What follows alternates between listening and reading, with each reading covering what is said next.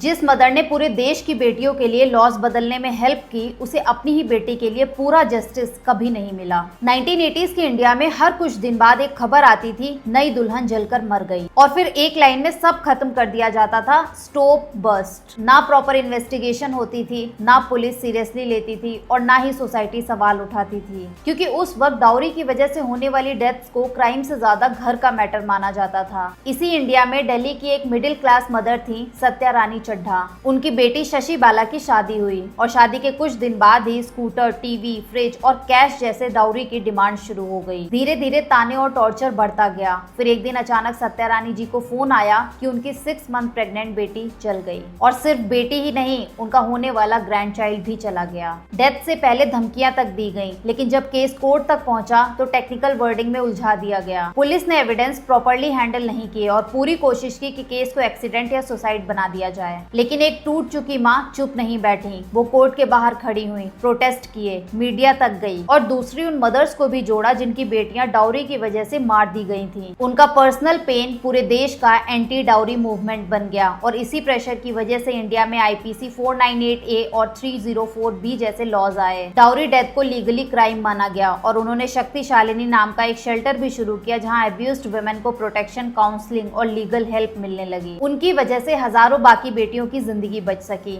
लेकिन आज इतने सालों बाद भी सिचुएशन नहीं बदली। आज भी इंडिया में डाउरी के नाम पर लड़कियों को टॉर्चर किया जाता है, उन्हें मेंटली ब्रेक किया जाता है और कई बार मार भी दिया जाता है। तुषा और दीपिका जैसे रिसेंट केसेस दिखाते हैं कि लोगों का डर अभी भी खत्म नहीं हुआ। लॉज बन गए, अवेयरनेस आ गई, लेकिन आज भी सोसाइटी में कुछ लोग ऐसे हैं जो लड़की की जान से ज्यादा डाउरी को ऊपर रखते हैं। आपका क्या टेक है इस पे? कमेंट में जरूर बताइए।